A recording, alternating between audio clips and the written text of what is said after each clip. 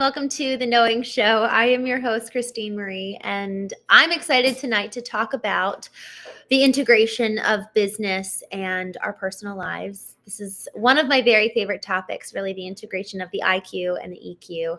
I haven't touched on this in a while, but one of the core reasons for having this focus is because so much of the time we really only focus on the IQ. We only focus on the left part of our brain, and we leave the other part of it just kind of lying dormant, and we don't engage it, and we don't actually tend to it. And there's something about the tending to something and kind of like the nurturing of it that allows for it to continue to grow and be cultivated and nurtured.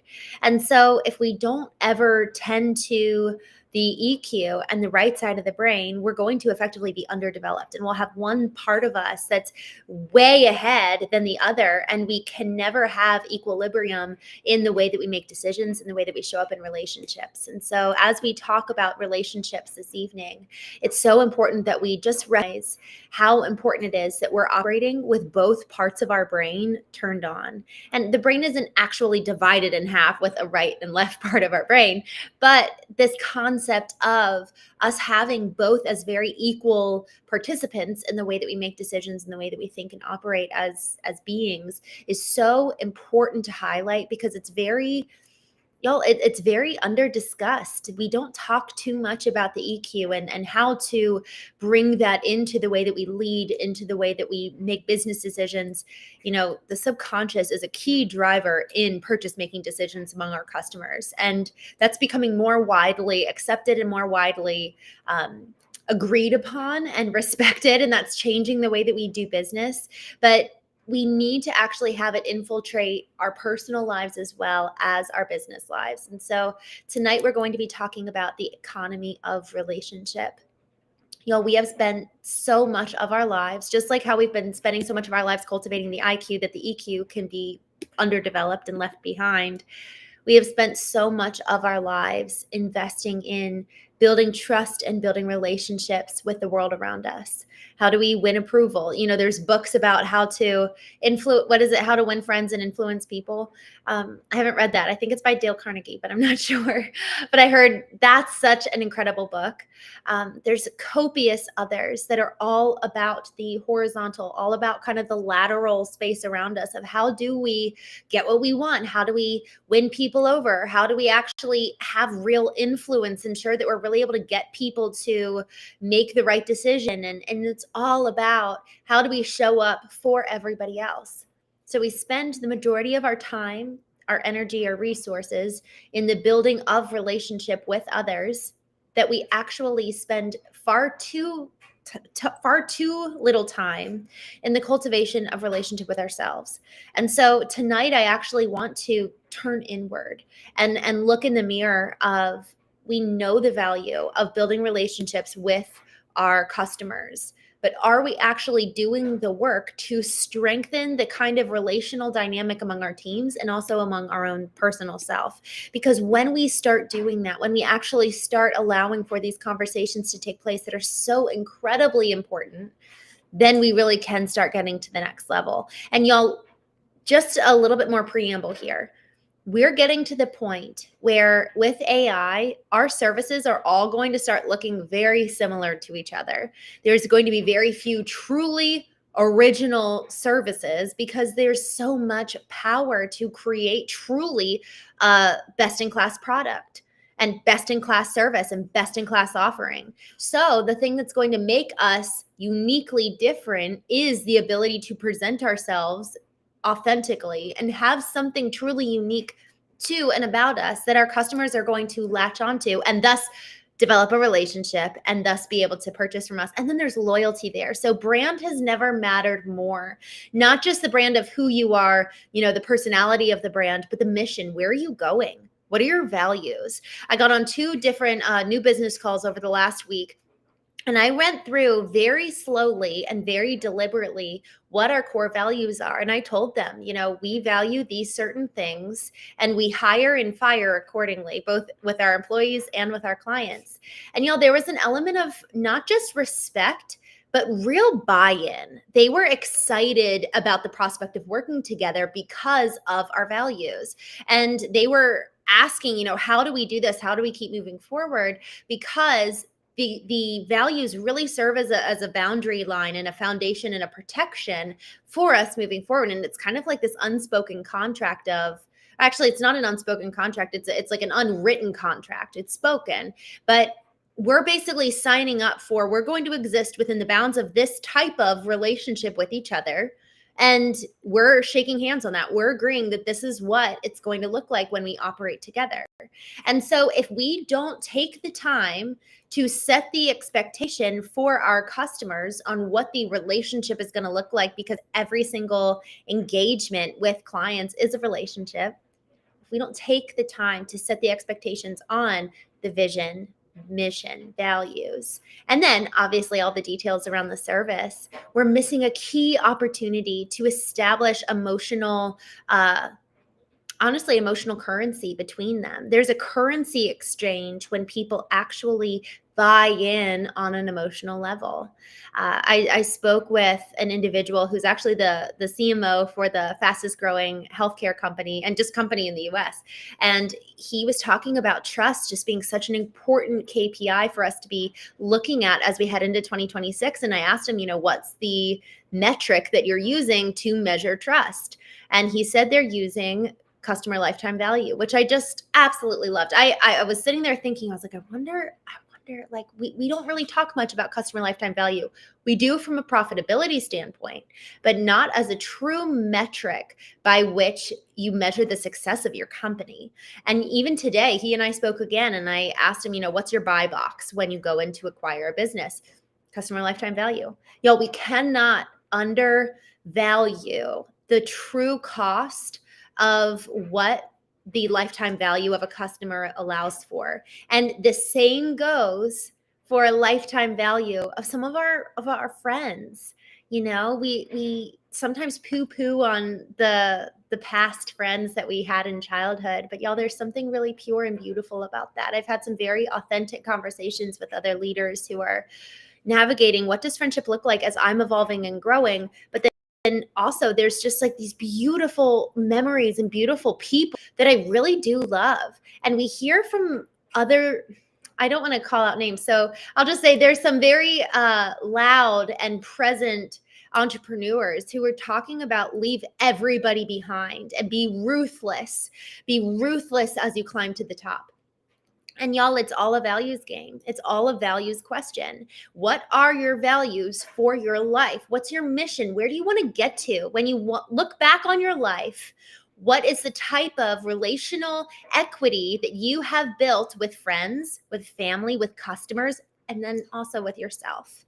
Who do you want to be at the end of your life? And we cannot theorize that well or better than, in my experience, than writing our own eulogy and writing it in every single one of those regards. In business, what do you want to have done?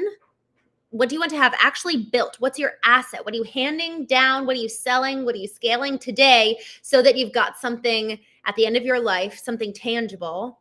And then who are you in business? How are you relating with other leaders, at the end of your life? Okay, let's look back and kind of plan from that vantage point. So it's, what have you built? Who are you in that position of leadership? And then really, how did you go about doing it? That's kind of where you get to dream a little bit when it comes to your eulogy at the end of your life. What would be really exciting for the how? And a lot of the how has to be done today as we're actually like kind of figuring out how to make $1 billion, let's say. But there's something really fun about, man, if I could, at the end of my life, how would I have built an empire? How would I have given my family generational wealth? How will I have been the best mother, best father, best partner? How would I do that if I was to really truly dream? And then move from the business to family, and then move from family to the financial, and then move from financial to health, and then move from health to you. Because y'all, until we start recognizing that we are building relationship every single moment of every single day with every single person and with ourselves, we need to recognize how there could be disparity so that there's consistency in our lives. I was actually working with one of our clients as a psychologist and an executive performance coach, absolutely brilliant human. And I was listening to one of our conversations lately, because what we'll do is we'll have conversations with him and then turn it into social media content. So one of my superpowers is asking questions, and I just love being able to really, really go deep with people. And so sometimes it's for the purpose of breakthrough for them, for me. Sometimes it's for the purpose of creating incredible content that otherwise maybe we wouldn't have really come up with if they had been writing it themselves. And so in one of these conversations, we were talking about, man, just it's so, so, so important to have psychological safety. And if there's not psychological safety with the way that we're leading our team, they're not going to be as creative. They're actually not going to be as free to share and offer up opportunities for a new direction or something original, a new campaign to try. And so if there's not a psychological safety, actually, it's not just that there's a lack of, or not just neutral, we're actually we're operating in the red, because that means that if they don't feel psychological safety, their nervous system is actually operating in the fight, flight, freeze, or fawn state. It could be very subconscious. It could be so subconscious for them that they don't even realize they're doing it. But if they're not feeling safe, there's no neutral line. They're thus feeling unsafe and thus unable to perform, create, and really allow for true performance to match what would be if there was psychological safety. And here's the thing. That same psychological safety that our employees and even clients, colleagues, friends, family might feel with us, we also might feel with our own selves. Y'all, if we are showing up to our time with ourselves and we're kicking ourselves for everything we didn't do perfectly, we're judging, oh my gosh, I can't believe I sent that email. If we're looking with kind of a scorn at you and me, there's no way we're going to ever feel that type of psychological safety with our own selves. And so as we consider the economy of relationships, y'all, it hit me tonight as I was kind of thinking through the topic for this evening. I had a conversation planned for earlier today, and the gentleman never showed. So I'm trusting that this is exactly what we should be talking about tonight. I just had this thought, we don't ever think about the true value of relationship with ourselves. We spend so much of our life, pretty much all of our resources, our emotional capacity, our mental fortitude and energy, giving it away. And there's something that I've seen both in men and women, but honestly, primarily in men, there's something very heroic about having nothing left. There's kind of this pride that they have over having no time, no energy, no space. They're constantly the hero. And I see it in women too. And I think that we all see it in ourselves. I see it in myself. Just yesterday, I realized, oh man, I'm wanting to be the hero in this situation. So it's not a male versus female thing. It's really in every single one of us. It just is the question of how does that manifest? And so once we really start recognizing, man, all right, there's a need for me to not give it all away. There was this moment in my life when I had probably like an awakening, I would say, to this concept of not giving it all away. I was sitting in the very back of a room in Seattle at I think it was a Hyatt hotel. And we were putting on an event for Amazon, my partner and I. And I was sitting in the back, and the keynote speaker was sharing. And she had a glass basin, and she had a glass in her left hand and a pitcher in her right. And she had water in the pitcher. So she held the glass over the basin and started pouring water in the cup. And around halfway, she held it up. She said, most of us give from a cup that's half full. And then she filled it all the way to the top. And then she said, others of us will give from a full glass. And then she poured and poured and poured, and the water just spilled over into the basin. And then she held up the glass and she said, y'all, everything that is within this glass is for you. All the overflow, that's for everyone else. And y'all, it was wild. That's why I like to think of it as an awakening moment, as a breakthrough moment. I just started weeping. I was like, oh my gosh, all of my life I had spent just giving everything away because that is how I found my value. It's like, unless I'm ending the day depleted, I didn't do enough. Unless I ended the day feeling this sense of like overwhelm or a sense of exhaustion, it means that I didn't love hard enough, I didn't do enough, I didn't perform well enough, I wasn't perfect enough. It's all about enough. But here's what's freaking wild. And I didn't even think about this until this moment. So I love this.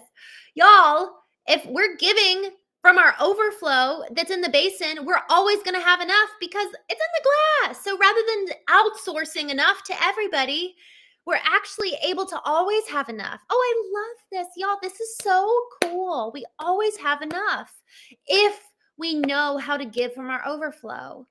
And so the only way that we can really do this, and I heard this when I guess it was 2022 when this happened. I'm sitting in the back of this room with Amazon. I'm not supposed to be there, except I got to write all the speeches and I got to write all the content, and it was awesome. But man, I just felt, I was like, that woman just changed my life in a way. It was incredible. Y'all, if we start learning this concept that it is not what we do that gives us our value, but rather who we are, that changes the entire way that we show up in the world. It changes the entire way that we engage in relationships, and it changes the entire way we show up for our customers, our family, especially as we're looking at Thanksgiving and Christmas. My sister and I were talking about that yesterday or 2 days ago. She's hosting Christmas this year. They have zero furniture. They just moved into this beautiful, wonderful house. And it's so overwhelming to think about, okay, I've got to have Thanksgiving ready and Christmas in just 2 weeks. And here's the beauty. And she and I were talking about this. If we change our value system to value being together, not what does it look like? What are you doing for me? What am I doing for you? And the very transaction itself changes to simply the value of being, the value of who rather than the what and the how even. Those come after. The who is at the very nucleus of every healthy, thriving relationship, is that who you are is someone that is loving and worthy of love and of value simply because of who you are. Now, this is where it gets really dicey. And this is a discussion that I frequently disagreed with in my former marriage. I believe that at the end of the day, every single person has intrinsic value. No matter what they do, they have value. Their life has value. And then the question becomes, all right, so then what does radical responsibility look like? I talked about that last night and really dove into what does radical responsibility sound like? What does it feel like? What does it look like? And we really went and got specific about that. So then at what point does what we do really start to matter? Well, what we do has massive ramifications in every area of our lives, because when we consider the belief and the behavior, they're not disparate. So who I am and the core of that, if it's like, man, there's this biblical concept that says you shall know a tree by its fruit. So what I do will be the overflow of everything that is within.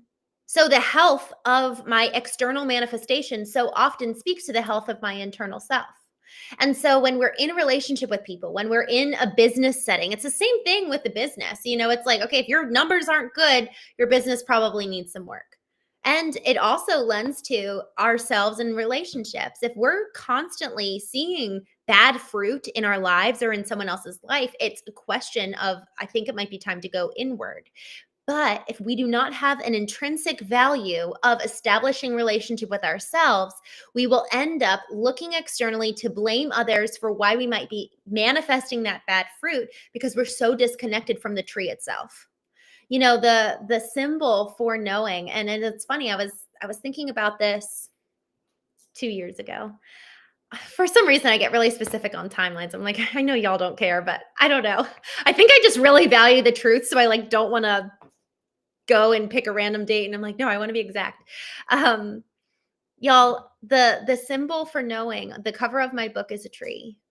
And there's something about that, the tree of knowledge. And what knowing represents and the tree of all that is external, all that you can see. And then as you go inward, inside the tree, and then down to beneath the soil and all of the roots and tendrils that come off from there, there's so much visual analogous opportunities to dive into why the inner state of a person, the inner state of a company, a business, a relationship, the inner self, the inner state will always become known at some point or another. And it is far too easy to point the finger and blame why your business, why yourself, why your relationship may not be what you espouse it to be. But this is where the belief and the behavior are so tied together. We shall know a tree by its fruit. We give from the overflow. So if the overflow from what we're giving is incredibly corrupt internally, our overflow and what we give to others will be corroded as well. And here's the dangerous part, is that the external behavior may actually not be so obviously corroded. It may actually be that moment of yesterday where I was going somewhere and I just had this moment of realization, like, oh, I'm showing up and I want to be the savior right now. I'm actually not showing up with truly pure intentions. Like, I actually want to go and rescue, be the savior in this moment. It's all about me right now. They may not have ever known that. This is where radical responsibility is so important, because if we do not take radical responsibility to examine the belief behind the behavior, this is where it can end up going in such damaging and dangerous directions. And so I read this quote tonight, and it was so powerful. I wrote this down a couple years ago. And so I read this and I wanted to share it with you. One of the reasons why it is so important that we're doing the work to establish not a healthy relationship with ourselves, not just any relationship, but a healthy one. Bessel van der Kolk authored the book, The Body Keeps the Score, and it's all about effectively his process of coining the term PTSD, post-traumatic stress disorder.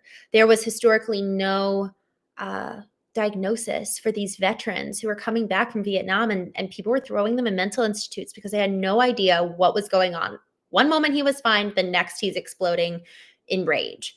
And so he talks so much about, in his book, these war veterans who are so triggered and who get so, it's just so devastating and so upset. And he extends it beyond that to a woman who is driving in the car and she gets into a car accident and her son passes away, and the trauma that is retained in her body. That's really the main focus point, is how our bodies physically store trauma. It's not just mental, it's not just emotional, it's physically in our body. And our body will react even though we know that we're not there, but it's all interconnected. And so that's where it's so important that our body, and then also our mind and our emotions, they all feed each other like this big old loop. And so one can trigger the other, and then the other can trigger that one. And so the ability to know and understand and then master all of our intelligences, our intellectual, emotional, physical, and spiritual. The power comes when we're able to master each one. And this is what he says: the greatest sources of our suffering are the lies we tell ourselves. Y'all, this is on the heels of him talking about the trauma that these men incurred during Vietnam. This is on the heels of telling about the mother who had her son die before her eyes in a car accident.